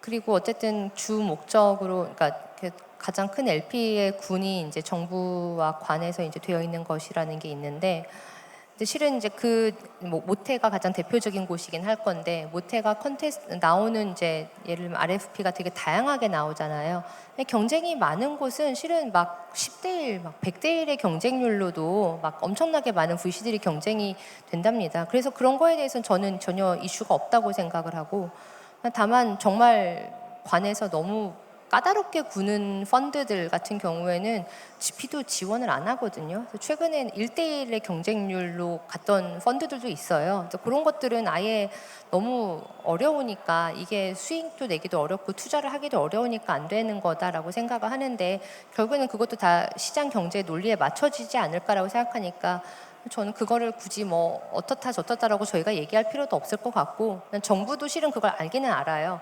왜냐면은 뭐 최근에 뭐 백신 펀드 같은 경우도 이렇게 내면 안 되는 거 본인들도 알면서 내는 거거든요. 네. 근데 그래도 어쨌든 내면은 또 뭐 내는 거기도 하고 그런 거니까. 근데 이제 실은 청년 창업 펀드라든지 뭐 재기 지원 펀드라든지 환경 펀드나 임팩트 펀드나 컨텐츠 펀드나 뭐 스케일업 펀드나 뭐 서울 바이오 펀드나 이런 펀드들은 다들 경쟁 오버돼서 막 PT하고 저희 막 경쟁 엄청 심하게 하고 해서 선발되고 하잖아요. 저는 그런 펀드들에 대해서는 전혀 문제가 없다고 생각을 합니다. 그래서 그런 것들은 계속 많이 출자를 해주시면 저희 같은 GP는 감사하게 받겠습니다. 네, 뭐 저도 이제 그 사실 여러 나라를 봐도 사실 우리나라 그 스타트업 생태계처럼 잘 돼 있는 데가 사실 미국 정도 제외하고는 사실 거의 없다라고 생각되거든요. 그 뭐 유럽도 마찬가지고 뭐 일본은 굉장히 우리나라를 부러워하고 있고 막 그런 상황이라서 저는 정부기관에서 주도하는 그런 것들이 아직까지는 되게 좋다 이렇게 보고 있고 좀 부족한 점은 사실 제가 미국에도 몇 개 투자를 했는데 미국 스타트업과 우리나라 스타트업이 그 기술 개발 특히 테크 쪽 기술 개발한 스타트업의 그 기술 개발 방향이 되게 다르다는 걸 많이 느꼈어요. 왜냐면 이제 미국 같은 경우는 뭐 잘 아시겠지만 M&A가 거의 뭐 80%고 IPO가 한 20%. 대부분의 회사들이 뭐 구글, 페이스북, 메타, 뭐 아마존, 뭐 애플 이런 데서 많이 사가거든요. 그 대표님들 만나보면은 그 대표님들 관심사는 딱 하나입니다. 뭐냐면 내가 구글의 기술 로드맵상에서 1년 앞서 있나 2년 앞서 있나, 내가 2년 정도 앞서 있으면 난 쟤네들한테 인수당할 수 있다. 이게 되게 명확하거든요. 근데 우리나라 이제 테크 스타트업들 보면 처음에는 이제 그렇게 시작하는데 결국에는 이제 뭐 대기업들과의 만남 뭐 이런 거 보면서 대기업에서 야 뭐 매출 뭐 한 5억 줄 테니까 이것도 해볼래? 그러면 5억이면은 직원들 월급 줘야 되니까 뭐 해야지 하고 이제 하다 보면 결국 기술의 뾰족함을 잃고 이제 결국 상장 쪽으로 이렇게 갈 수밖에 없는 그런 환경이 있거든요. 그래서 이제 저는 좀 뭐 정부나 기관 쪽에서 조금 했으면 하는 것들이 뭐 그 대기업들이나 뭐 대기업들의 M&A라든지 뭐 굉장히 오래된 얘기긴 한데요. 대기업 M&A라든지 아니면 투자 참여들이 좀 활성화될 수 있다면 그런 우리나라에서도 정말 뭐 구글의 딥마인드나 아니 오픈 AI 같은 그런 큰 회사들이 나올 수 있지 않을까 이렇게 생각하고 있습니다. 예, 저는 그 한국에서의 정책 자금의 역할은 굉장히 크다라고 생각합니다. 그러니까 국내 벤처 생태계가 이렇게 활성화된 데에는 정책 자금의 역할이 굉장히 컸고 상당히 절대적인 영향력을 갖고 있다라고 생각을 합니다. 다만 뭐 중기부나 이런 쪽에서 이제 매해 모태펀드에서 반영되는 예산 같은 부분은 뭐 정책 기조에 따라서 좀 변동이 있는 것 같아요. 근데 어쨌든 이쪽 생태계가 계속해서 잘 되기 위해서는 좀 지속적인 자금 투입이 필요한데 그런 부분에 있어서는 좀 끊김없는 좀 지속적인 자금이 들어오면 좋겠다라는 생각이 있고요. 물론 이제 민간에서도 이런 부분이 활성화되어야 된다라고 생각을 합니다. 근데 그런 부분은 시장 논리와 영향이 있기 때문에 지금 시장 상황에서는 사실은 금리가 굉장히 높아져 있고 일반 민간 쪽에서 출자를 많이 하기는 굉장히 어려운 상황이어서 이런 상황에서는 좀 더 정책 자금이 큰 역할을 할 수 있다라고 보고 있고요. 그리고 조금 다른 측면으로 말씀을 드리면 지금 시장에서 굉장히 많은 자금들이 스타트업 씬에 투자가 돼 있고 결국에는 그 자금들은 상장이 되거나 회수가 되어야 됩니다. 근데 그 회수를 하는 방법론은 상장과 M&A 크게 두 가지인데 지금 시장 상황에서는 그런 부분들이 다 녹록지는 않은 상황입니다. 일반적으로 요새 이제 상장이 된다고 보면 대부분 뭐 시가총액 한 1,000억 원에서 3,000억 내외 정도에서 거래소에서 상장이 되고 첫날에 굉장히 높은 공모가로 주가가 올랐다가 이게 가격이 쭉 빠지면서 흘러내리는 구조를 좀 많이 보이거든요. 이 말이 무슨 말이냐면 결국에 그쪽에 참여한 시장 참여자들이 엑시트를 하기가 좀 굉장히 좀 어렵다라는 이 의미이고요. 그렇다면 M&A가 좀 활성화되어야 할 것인데 이런 부분은 거의 민간의 영역이기 때문에 장 상황에서 굉장히 좀 어려움이 많다라고 생각합니다. 근데 그렇다고 하면 이런 거를 좀 극복할 수 있는 방법론적인 거는 세컨더리 펀드 같은 것들을 좀 활성화를 해야 된다라고 생각을 하고요. 그리고 거래소 측면에서도 지금 뭐 기술 특례를 통한 상장 제도나 이런 것들이 잘 갖추어져 있지만 이게 사실 양날의 검이거든요. 상장을 잘 시켜주면 시장이 활성화되는 효과도 있지만 투자자의 보호가 잘 안 되는 부분도 있기 때문에 이런 부분 정부에서도 굉장히 고심을 하고 있을 것으로 생각이 됩니다. 그리고 마지막으로 이제 좀 생태계 관점에서 좀 말씀을 드리면 요새 아까 제가 옥석이 가려지고 있다라고 말씀을 드렸는데 결국에 시장에 참여해 있는 스타트업들도 힘들 때 망하는 것은 당연한 결과라고 생각을 합니다. 그래서 열심히 해서 잘 못해서 무언가에 의해서 결과가 좋지 않았다면 그런 부분 잘 받아들이고 또 제기를 하면 되고 그 사회 전반적으로도 투자 씬에서도 그런 기업들이 잘 망하고 잘 재개할 수 있도록 도와주는 그런 역할도 좀 필요하다라고 생각합니다. 감사합니다, 상무님. 뭐 여러 말씀을 주셨지만 뭐좀 간단하게 정리를 해보면 어쨌건 지금 시장의 상황은 쉽지는 않다. 뭐 터프한 마켓은 맞는 것 같다. 그리고 그 와중에 이 정책 자금이라는 게 물론 제약도 있고 뭐 약간의 그런 조금 뭐 생각해봐야 되는 포인트들도 있지만 그럼에도 불구하고 이런 터프한 마켓에서는 이 정책 자금들이 분명히 좀 긍정적인 역할들을 많이 해주시는 거 아닌가라는 이제 그런 저희가 포인트들을 들어볼 수 있었던 것 같고요. 이제 그런 맥락에서 좀 더 저희가 이제 이어서 좀 더 세부 분야별로 질문을 이제 좀 드려보려고 합니다. 그래서 일단 첫 번째로는 저희가 그 플랫폼 디지털 기술 분야에 대해서 먼저 좀 질문을 드리려고 하는데요. 일단은 저희가 그 아마 이제 두 분께서 답변을 좀 많이 해주셔야 될 것 같은데 어쨌건 요즘에 디지털이랑 첨단 제조 분야를 얘기한다라고 하면은 그 AI라는 키워드를 얘기를 안 할 수가 없는 상황인 것 같아요. 근데 이제 그러다 보니까 뭐 이제 여러 가지 그런 뭐 이제 설왕설래가 오고 가고 있고, 근데 그 와중에 가장 많이 걱정을 하시는 포인트는 그 AI라는 게 결국에는 그 미국에 있는 빅테크 내지는 큰 스타트업 위주로 돌아갈 수밖에 없는 거 아니냐, 그들이 헤게모니를 갖고 있는 거 아니냐라는 이제 이런 컨선과 뭐 이제 그런 걱정 포인트들이 있으신 것 같거든요. 근데 이제 이런 부분에 대해서 두 분의 생각은 어떠신지, 또 두 분이 보셨을 때 그 한국형 AI 스타트업은 그 어떤 모델이 조금 성공적인 BM으로 나올 수 있을 것 같으신지에 대해서도 한번 질문을 드려보고자 합니다. 이거는 또 저희 그 KT 네, 저희 본부장님부터 먼저 답변 부탁드리겠습니다. 예. 네, 그 사실 이제 AI 쪽이 굉장히 뭐 미국에서는 엄청나게 붐이었고 사실 우리나라에서도 사실 관심이 굉장히 많았는데요. 근데 이제 제가 바라본 바로는 사실 이렇게 얘기하면 좀 그렇지만 뭐 파운데이션 모델이라든지 미들 레이어라든지 이런 분야에서 그 미국의 그런 이제 빅테크들 뭐 오픈AI라든지 뭐 구글이라든지 뭐 클로드라든지 이런 데들이랑 자본이나 인력으로 붙어가지고 파운데이션 모델에서 우리나라가 이길 수 있다라고 생각하긴 좀 쉽지는 않은 부분이 있습니다. 그래서 그리고 예전 같은 경우는 개발 같은 걸 해보면 그 파운데이션 모델, 미들 레이어, 어플리케이션이 있으면 되게 다양한 그 플레이어들이 그 안에서 살 수가 있었거든요. 근데 지금은 어떤 특징이 있냐면 뭐 오픈 AI나 뭐 클로드나 뭐 이런 데도 미들 레이어까지 다 먹어버립니다. 그러니까 뭐 너무 많이 들으셨겠지만 뭐 오픈 AI가 뭔 서비스 하나 개발하면 스타트업 100개가 망한다 막 이런 얘기가 나오는 것처럼, 그래서 결국에는 이제 저희가 이제 계속 보고 있는 거는 사실 버티컬한 AI 스타트업들을 많이 보고 있습니다. 호리즌털한 그런 영역에서의 그런 스타트업은 좀 쉽지 않다. 그래 버티컬한 AI고 특히 도메인 날리지가 굉장히 중요한, 그리고 뭐 한국이라 로컬적인 특징이 있을 수도 있고 아니면 산업의 특징이 있을 수도 있고요. 그런 쪽에서 좀 강점을 가진 회사 뭐 이런 것들을 좀 많이 보고 있고, 또 최근에 좀 느꼈던 것들인데 그 저희가 뭐 네이버나 카카오 뭐 이런 현대차 뭐 삼성 이런 되게 빅 IT 그 회사들 기준으로 그들을 대상으로 해서 AI 솔루션을 가지고 그 판매를 하는 거가 굉장히 어렵습니다. 왜냐면은 그들 내부에서도 되게 좋은 AI 인력들이 있고 그 AI 인력들이 해외 그런 솔루션들이랑 같이 경쟁해서 사야 되거든요. 그런 건 너무 쉽지 않은데 의외로 뭐 철강, 화학, 제조, 뭐 운송 뭐 이런 그 되게 레거시한 회사들이 있잖아요. 그런 데들이 AI에 대한 니즈가 굉장히 많습니다. 하지만 그들은 절대 AI 인력을 보유할 수가 없습니다.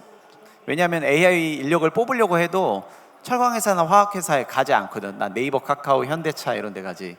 그러다 보니까 그들의 니즈가 굉장히 높고 결국 그들을 공략해서 세일즈하는 게 좀 되게 쉽다라는 생각을 하고, 저희 포트폴리오들 중에도 사실 그런 회사들이 좀 나오고 있고, 네이버를 뚫으려고 그렇게 열심히 했는데 경쟁에서 밀려가지고 못 뚫었는데 그냥 철강회사 가가지고 뭐 되게 우수한 인력들이 좀 보여주면 뚫을 수 있다든지. 그래서 저희는 이제 한국에서는 그래도 뭐 이렇게 얘기하면 좀 그럴 수 있지만 버티컬한 영역, 그리고 도메인 날리지가 굉장히 중요한 영역, 그리고 좀 그 레거시를 고객으로 두고 있는 그런 데에서 좋은 회사들이 많이 나올 수 있지 않을까. 지금 이제 스타트업들도 그런 걸 좀 알고 있어서 그쪽으로 가는 것 같거든요. 그래서 그런 분야를 좀 주목해서 보고 있습니다.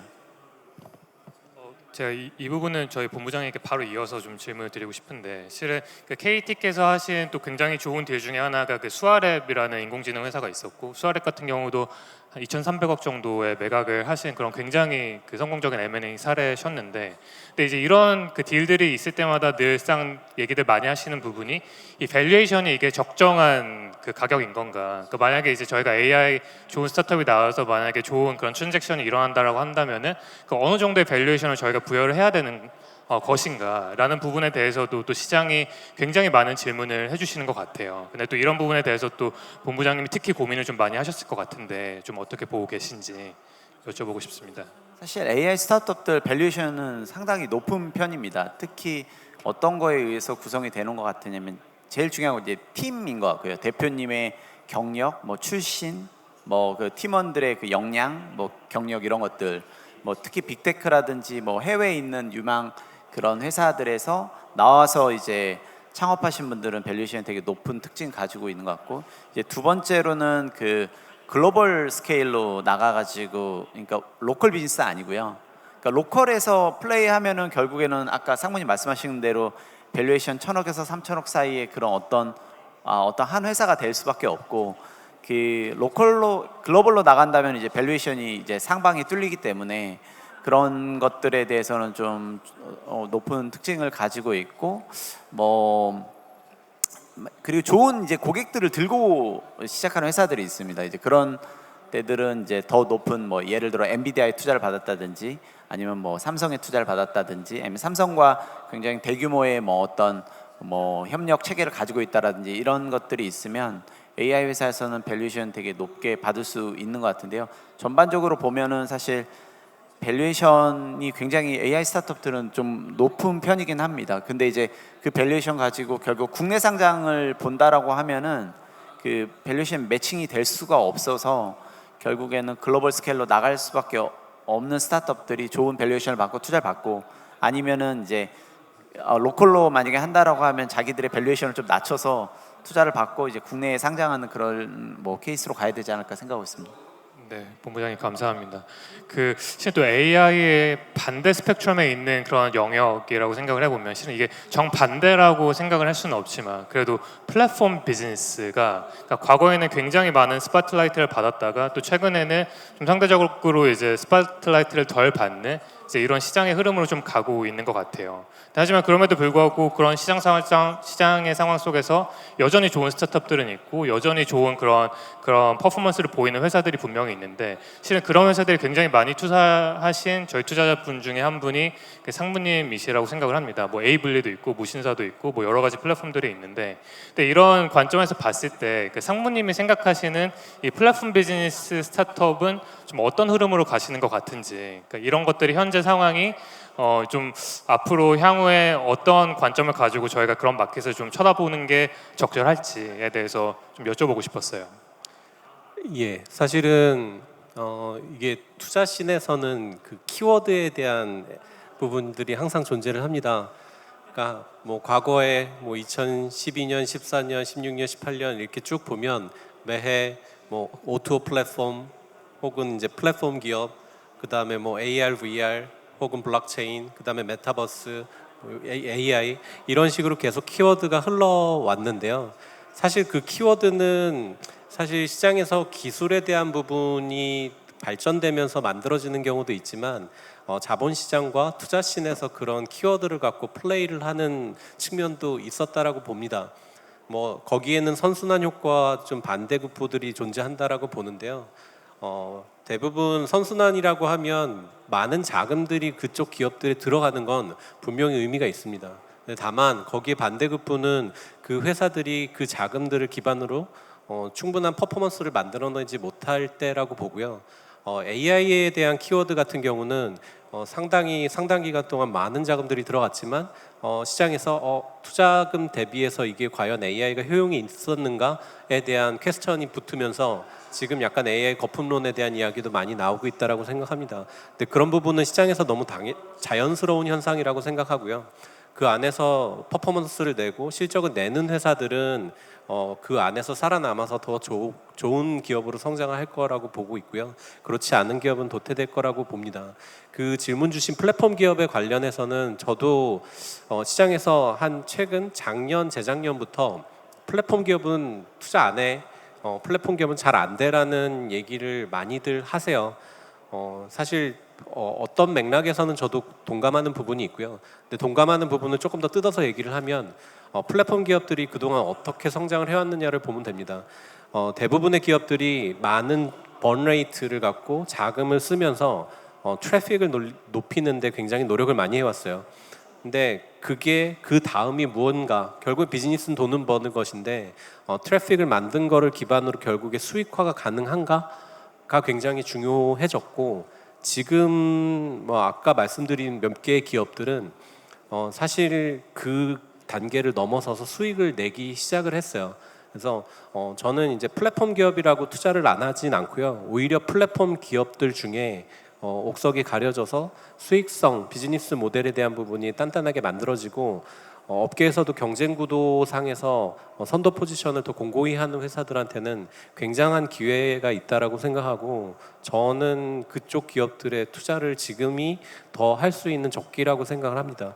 왜냐하면 밸류에이션 측면으로도 그때 대비해서는 많이 밸류 메리트가 생겼고요.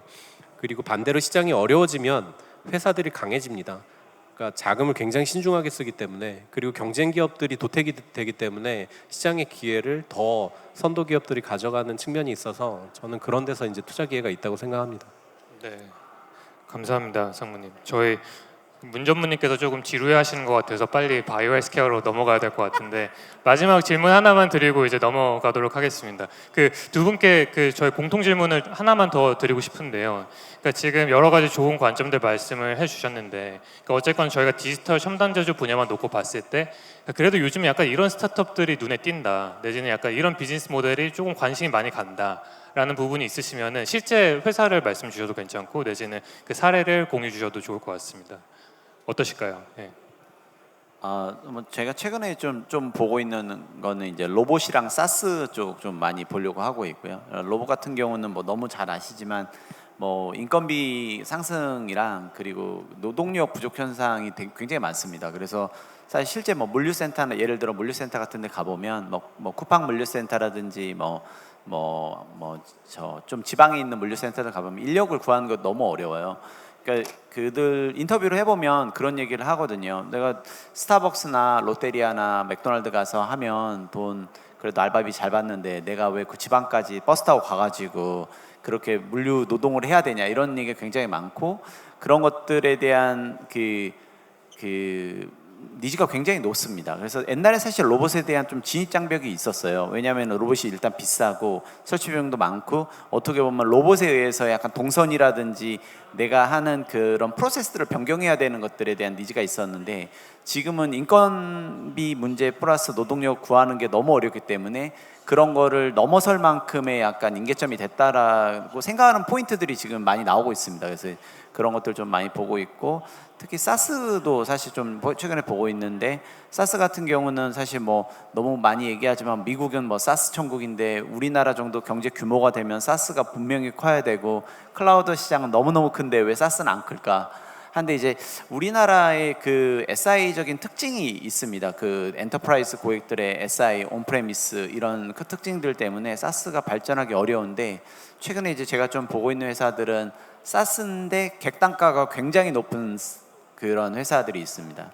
그런 회사들을 좀 보고 있습니다. 예전에 우리나라 사스 특징들은 대부분 객단가가 되게 낮거든요. 그리고 멀티 엄청나게 많은 고객들 기반으로 해서 작은 단가로 팔아서 매출 올리는 거였는데, 그렇게 안 하고 객단가는 되게 높은데 고객들은 많이 없는 그런 회사에 좀 더 집중해서 최근에 좀 보고 있습니다. 그런 쪽은 좀 니즈가 있다고 생각하고 있습니다.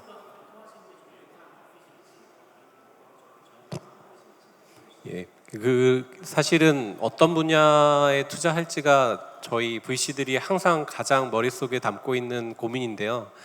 사실은 그 저희 펀드나 투자 회수 시점이랑 연관지어서 생각을 해보면 항상 남들보다 반발짝 빠른 투자를 하는 게 가장 중요하다고 생각합니다. 그래서 지금 많이 올라와 있는 키워드의 기업들을 투자하는 것은 가능한 좀 지양하려고 하는 편이고요. 그래도 이제 펀드를 운영하는 입장이니까 어느 정도의 포트폴리오 구성은 가져가야 된다고 생각합니다. 근데 그 외의 영역에서 최근에 좀 많이 관심 있게 보고 있는 영역은 조금 더 미래의 일일 수도 있지만 저는 예를 들어서 소형 원자력 발전소를 하는 SMR이라든가 아니면 뭐 양자 컴퓨팅 관련된 분야라든가 그리고 이제 저는 우주 항공 쪽에도 굉장히 좀 관심을 갖고 투자를 하고 있는데요. 그런 쪽에도 향후에 굉장히 좀 유망하게 투자가 될 거라고 생각하고 있습니다. 그리고 뭐 AI 관련된 뭐 제조나 이런 쪽에서도 사실 뭐 비전 AI를 활용한 기업이라든가 로봇하고 멀티모달을 활용할 수 있는 기업들 그런 기술 기업들이 계속해서 나타나고 있기 때문에 그런 쪽에 이제 계속 투자 기회를 찾고 있습니다. 네, 감사합니다, 상무님. 그러니까 지금 말씀 들어보면은 그러니까 결국에는 이 시장이라는 거는 그러니까 업앤다운이 있고, 그러니까 당연히 업이 있으면 이제 다운 사이클도 있지만 그 다운 사이클 속에서도 이렇게 좋은 투자자분들은 그 새로운 그런 투자 기회를 포착하시고 늘 고민하시고 이제 투자 집행까지 진행을 하시는구나라는 포인트를 저희가 알 수 있지 않았나라는 생각이 들고요. 이제 또 이런 맥락 속에서 저희 다음 카테고리인 이제 바이오 헬스케어로 넘어가 보면은. 그 아까 뭐 전무님께서 실은 상당 부분 답변을 많이 주시긴 했어요. 근데 저 주셨던 멘트 중에 조금 이제 기억에 남는 부분은 어쨌건 지금 금리가 올라가면서 그 밸류에이션이 조정이 되고 있다. 근데 하지만 오히려 밸류에이션이 조정이 되기 때문에 기회가 될 수가 있고 오히려 뭐 세컨더리나 이런 쪽은 오히려 괜찮은 그런 인베스트먼트 어퍼튜니티가 있을 수 있는 것 같다라는 말씀을 주셨습니다. 근데 이제 이런 맥락 속에서 좀 더 구체적으로 질문을 드리면 이제 그런 상황 시장의 상황 속에서 전무님께서 생각하시는 특히 매력적인 딜들 내지는 스타트업들은 어떤 곳이 있을지 내지는 어떤 BM이 있는지 어떤 기술이 있는지 이런 것도 한번 질문을 드려보고 싶었어요. 네. 우선 지루하지 않았는데 딴짓을 한 것처럼 보여져서 좀 송구합니다. 그런 건 아니었는데 그 실은 작년부터 해서 올해까지 계속해서 바이오 회사들이 정말 힘들었고 그래서 다운 밸류에이션도 정말 많이 있었고요. 내지는 펀드 많기 때문에 정말 좋은 회사인데도 회사 구주를 정말 엄청나게 싼 값에 그러니까 예를 들면은 투자하셨던 단가의 3분의 1 가격에 파시는 회사들도 정말 많았거든요. 근데 이제 저는 기존의 포트폴리오인 경우에 이 회사가 정말 좋고 앞으로도 잘 될 거라는 확신이 있으면은 3분의 1 가격이면은 너무나도 싼 값에 사는 거니까 저는 그거를 그냥 제가 다 시장에 있는 걸 매입을 했었던 경우도 있었고요. 그 다음에 그렇게 해서 샀던 케이스를 뭐 예를 들자면 뭐 시장에 계신 분은 다 아는 얘기니까 큐로셀 같은 경우는 그래서 정말 기평 결과 나오기 직전에 나온 구주를 제가 그냥 시장에 나온 거 다 샀거든요. 다 사고 한 달 있다가 기평 결과가 나왔고 석 달 있다가 상장 청구하고 석 달 있다가 IPO 했으니까 저는 정말 되게 싸게 사서 잘 팔았죠. 그런 것들은 되게 좋은 회사에 대한 믿음이 있었으니까 가능한 거고 실은 그런 믿음이 있다는 것 자체가 이미 투자를 하고 그냥 회사 대표님과 되게 오랜 관계가 있었고 회사가 어떤 식으로 계속 개발을 하고 있는지를 잘 알고 있으니까 가능한 거라고 생각을 하고 있습니다. 실은 바이오가 실은 2022년 이전에는 좀 밸류에이션이 너무 올라가 있었던 부분도 있었어요. 대표님들이 뭐 농담 반 진담 반인데 내가 서울대 의대 교수인데 내가 연대 의대 교수보단 밸류를 더 받아야지. 농담이라고 생각하시죠. 나 경기고 나왔는데 내가 서울고 나온 애보다 교수 밸류 더 받아야지. 이런 대표님들도 있었고, 내가 쟤보다 뭐 이런 식의 밸류에이션으로 해서 뭐 누가 200억 받았으면 난 300억 받아야 되고, 난 300억 받았으면 400억 받아야 되고, 실제로 정말 이런 케이스들이 많았습니다. 그래서 대표님들이 그리고 이제 막 그 당시만 해도 너무 이렇게 오버 밸류에이션에 막 서로 교수님들이 창업만 하면은 돈을 막 넣은 시절이 있었기 때문에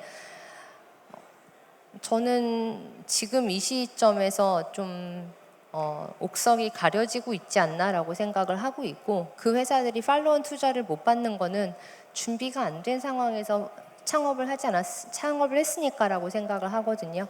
근데 그 시절에 준비를 하고도 만들어진 회사는 실제로 펀딩을 좀 잘 받고 있어요. 물론 밸류에이션은 조금 다운됐습니다. 많이들 다운받으신 분은 한 20% 정도 다운 라운드 받으신 분도 있고 플랫 라운드 받으신 분도 있고 아주 잘 되신 분도 한 10% 정도 업 라운드에서 받으신 분도 있고 그 정도 해서 이제 하시면서 잘 됐다라고 하시는 케이스들도 있다 보니까 정말 좋은 회사는 저희가 이제 팔로운 투자를 하는 경우도 있고 심지어 팔로운 투자가 다 되는데 저는 대표님한테 제가 요청드린 마일스톤 달성을 못했으니 저는 죄송합니다만 저는 팔로운 투자를 못하겠습니다라고 단호하게 팔로운 투자 안 한 경우도 있어요. 근데 저는 그렇게 해야지 제가 오히려 다음번에 팔로운 투자를 할 수 있는 명분이 생깁니다. 그렇게 하고서 안 한 경우들도 있었고, 그렇게 옥석이 가려지는 시기가 지나가다 보니 내년쯤 되면 살아날 회사는 살아나서 잘 펀딩을 받을 수 있지 않을까 생각합니다. 네, 전문님 감사합니다. 그 시간이 많이 없어서 그 준비한 질문들은 많지만 제가 한 가지만 더 그러니까 개인적인 궁금증이 있어서 질문을 드리면은, 그러니까 결국에는 뭐 저희 큐로셀 같이 뭐 잘 돼서 뭐 기평도 빨리 하고 잘 진행된 사례도 있지만 어쨌건 그러니까 바이오 헬스케어 시장의 상장 시장을 저희가 그냥 일반적으로 놓고 봤을 때는 여전히 좀 약간 터프한 마켓인 거 아니냐라는 의견들이 많으신 것 같아요. 근데 그게 물론 지금 또 전문님께서도 이제 직답을 하시는 게 좀 어려우실 수는 있겠으나, 그러니까 전문님께서 바라보시는 이 바이오 헬스케어 시장의 상장 시장은 좀 어떻게 생각을 하시는지, 그러니까 이게 어떤 식으로 앞으로 좀 전개가 되고, 그러니까 최근의 흐름이 또 어떻게 좀 다시 흘러갈 것 같은지 또 한번 여쭤보고 싶었습니다. 상장되어 있는 시장을 말씀하시는 네, 거죠? 맞습니다. 예. 상장 시장은 실은 지금 되게 좋다고 저는 보거든요. 이미 알테오젠이나 리가캠이나 ABL 바이오 같이 실적 있는 회사는 지금 정말 좋은 밸류에이션을 받고 있고, 실적이 없고 계속 거짓말을 일삼고 공시를 이상하게 하는 회사는 점점 상폐되고 막 점점 시장에서 잊혀지고 있고 그러고 있기 때문에 그것조차도 저는 시장에서 옥석이 가려지고 있는 시기라고 저는 생각을 합니다. 그래서 예, 제가 좀 말을 항상 독하게 하는 편이긴 하는데, 예, 그렇게 시장에서 옥석이 가려져야지 실제 정말 좋은 회사가 상장을 했을 때 좋은 밸류에이션을 받고 올라갈 수 있다고 생각을 합니다. 네.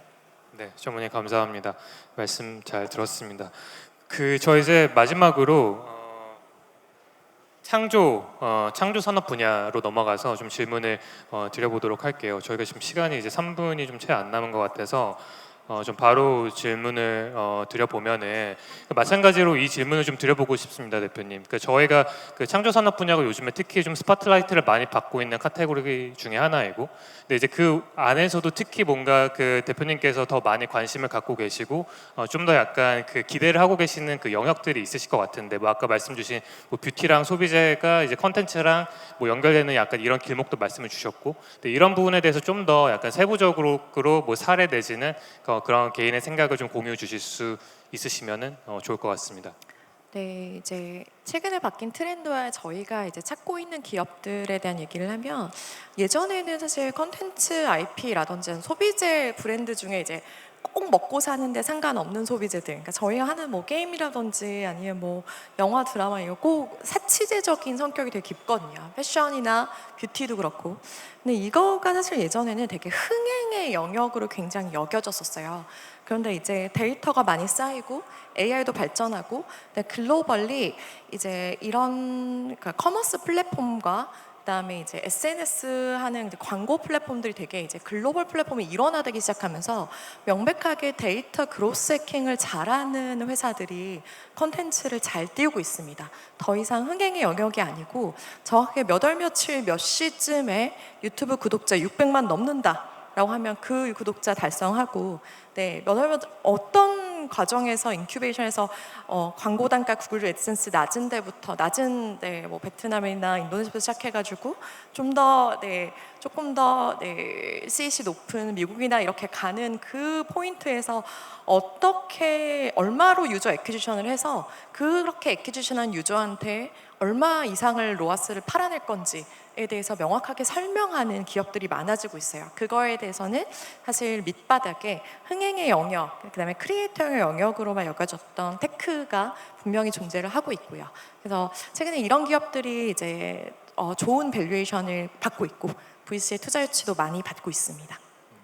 네, 대표님 감사합니다. 딱 저희가 정확하게 시간이 이제 마무리된 것 같아서 저희가 준비한 질문은 여기까지 이제 하면 될 것 같습니다.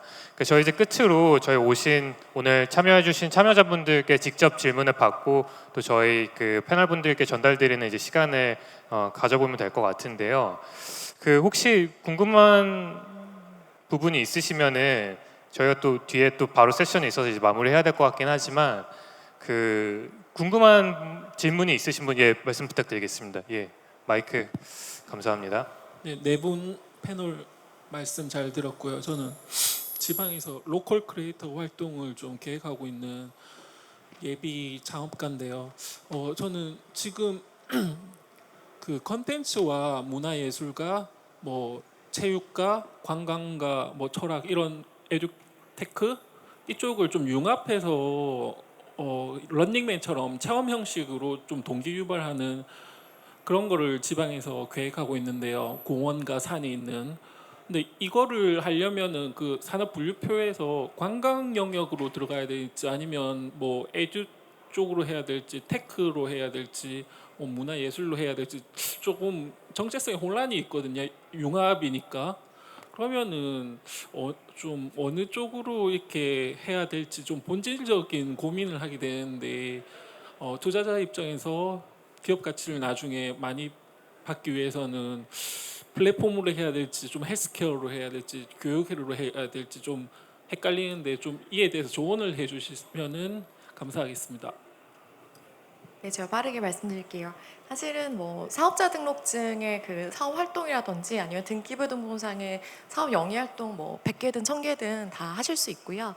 사실 그 기업에 저희가 생각하는 투자 포인트가 중요하지 어떤 뭐 에듀테크 업종이라고 해서 그다음에 뭐 관광이라고 해서 이 부분이 저희가 밸류에이션 할 때 아까 이제 업에 대한 PR 얘기를 해주셨는데 사실 요 컨텐츠나 뭐 에듀테크 이런 이제 컨텐츠 융합 영역은 사실은 압도적으로 다른 이제 인 섹터보다 퍼도 높은 영역이고 이 부분에 대해서 뭐 그걸 에듀테크로 조금 간다고 해서 막확 지금 상장돼 있는 퍼들이 안 좋으니까 되게 뭐 안 좋게 본다든지 사실 이런 건 잘 없습니다. 요즘 컨텐츠들이 거의 다 융합이에요. 온오프라인을 다 포함하고 교육도 하고 B2C, B2G, 뭐 B2B2C 다 하기 때문에 이 부분에 대해서는 크게 고민하지 마시고 회사가 가진 핵심 역량과 앞으로 어떻게 매출을 내게 할 것인지에 대한 비즈니스 모델이 명확하시면 반드시 VC가 알아본다고 생각합니다.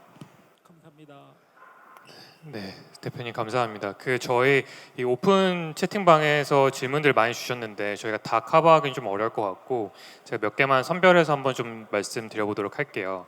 그 질문 주신 것 중에 하나가 그 저희 패널 분들께서 이제 투자 심사 업무를 하시면서 이 가장 힘든 순간이 어떤 때인가, 또 그리고 그때 그 어떤 식으로 이제 본인들의 멘탈 케어를 하시고 또 투자 집행을 하시는가, 노하우는 무엇인가라는 질문이 있으셨거든요. 네. 지금 다 제 눈을 피하고 계신 것 같아서. 네. 최근에 이제 사실 뭐 있었던 일들인데, 그러니까 약간 이제 대표님들이 멘탈이 나갈 경우가 있습니다. 요즘 너무 힘들다 보니까 뭐 예를 들어 현금이 쇼티지가 났다, 뭐 아니면 뭐 투자 유치를 했는데 이제 이거 무조건 받아야 되는데 마지막에 부러졌다, 막 이러면 사실 대표님들 완전 멘탈 나가시는 경우를 많이 보거든요.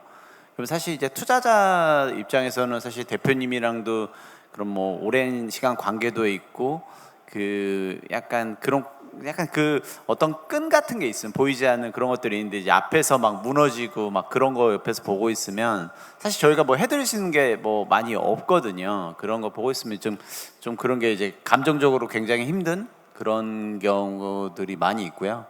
멘탈은 그러면 이제 좀 잘 되는 회사 대표님한테 찾아가는 것 같아요. 그래서 이제 약간 그분은 또 이제 되게 에너지가 엄청 있고 막 세상을 되게 긍정적으로 보고 막 난 뭐 데카콘이 될 거야 막 이러고 있고, 그러면 이제 그런 분들 통해서 이제 에너지 받고 또 약간 그런 게 있는 것 같습니다. 저 같은 경우는 그렇게 합니다. 네. 네, 본부장님 감사합니다.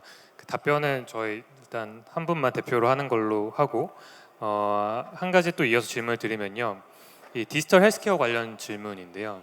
이 디지털 헬스케어는 가능하다면 미국에서 법인을 세우고 시작하는 것이 생존에 유리할까요? 라는 질문을 주셨습니다.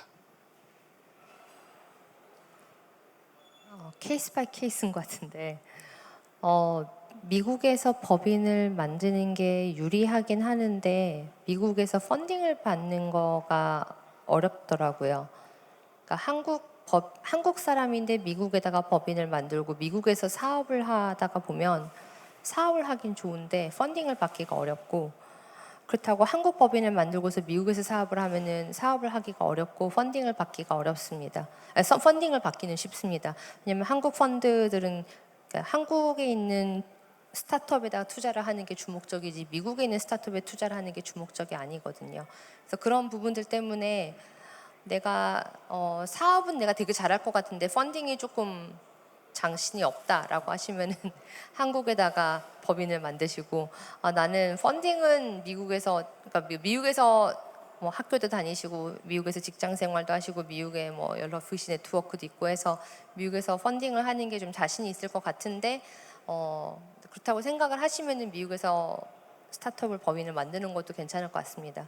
근데 실은 헬스케어뿐만이 아니라 다른 모든 영역에서 미국에서 스타트업 만드는 것 자체가 상당히 살아남기가 어려운 부분이라 저는 한국에서 먼저 시작을 하시고 정말 잘 될 것 같으면 그때 플립하는 게 낫지 않나라고 생각합니다. 감사합니다, 전무님. 그 또 이어서 바로 비슷한 질문인데요. 그 K 화장품 같은 경우에는 이미 어느 정도 글로벌에서 잘 하고 있는데 그 K 뷰티 디바이스도 미국 시장에서 주목을 받을 수 있을까요? 라는 질문이 있었는데 저희 이현정 대표님 답변 주시면 좋을 것 같습니다. 네.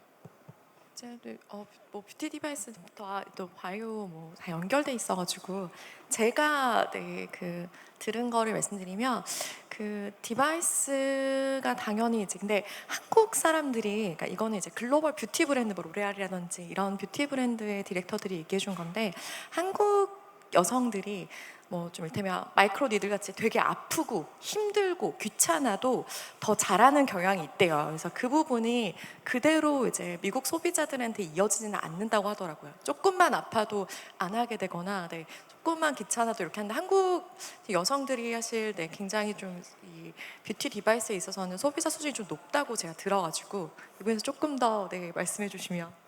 예.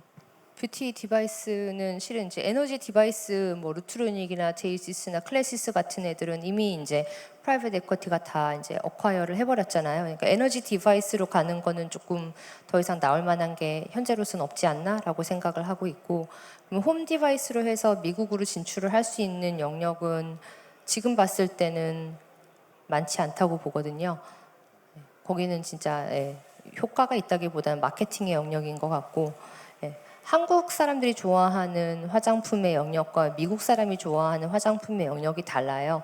그건 화장품 좀 하시는 분들이면 다 아는 영역이라서 뷰티 디바이스도 마찬가지라고 생각합니다. 그 정도 공부하시면은 미국의 미용 디바이스 시장을 한국 사람들이 간다라고 하는 건 좀 어렵지 않나라고 생각합니다. 네, 감사합니다, 대표님, 전무님. 그 저희 이제 5분 정도 시간이 남아서 그 추가 질문을 받는 것보다는 저희 오신 패널 분들 한 분씩 돌아가시면서 클로징 리마크 해주시고 또 저희한테 좋은 메시지 전달해 주시는 게 좀 더 좋은 그 랩법의 방식이지 않을까 싶어요. 그래서 저희 상무님부터 다시 시작해서 마지막으로 저희 인사와 메시지 부탁드리겠습니다. 예, 오늘 뭐 좋은 질문 많이 주시고 이야기 많이 나눌 수 있어서 굉장히 저도 많이 배울 수 있고 뜻깊은 시간이었고요. 사실 요즘 시장 상황이 저희 투자자 포함해서 굉장히 어려운 상황인 것 같습니다. 하지만 아까도 말씀드렸지만 옥석이 가려지고 있는 시장이고 결국에 본질에 집중을 하면 더 좋은 결과를 가져갈 수 있는 위기가 기회가 되는 순간이 될 수 있을 거라고 생각합니다. 여기 계신 창업자분들께서는 다들 힘내시고 또 사업 다 번창하시고 성공하시길 기원하겠습니다. 저희는 그런 쪽에서 도와드릴 수 있도록 최선의 노력을 다하겠습니다. 감사합니다. 네. 오늘 이제 너무 좋은 행사에 초대해 주셔가지고 너무 감사드리고요. 시장은 사실 굉장히 안 좋지만 그래도 지금 좀 견뎌야 되는 시기이고, 사실 견디다 보면은 또 되게 좋은 기회들이 많이 들어올 거라고 생각하고 있습니다. 실제로도 그런 케이스들을 또 많이 봤고요. 굉장히 예를 들어 상장한 어떤 회사 같은 경우는 2번 망할 뻔하고 제가 2번 망하는 거를 다 옆에서 봤었거든요. 근데 다시 대표님이 리바운드해서 결국에 이제 2년 전에 상장하셔가지고 한 5, 6천억까지도 가지고 가시고 그러셨거든요. 근데 사실 버티는 게 굉장히 중요하다 이렇게 생각이 들고, 어렵지만 버티다 보면 좋은 기회와 그리고 성장의 기회들이 올 거다라고 생각하고 있습니다. 하여튼 오늘 말씀 들어주셔서 감사합니다.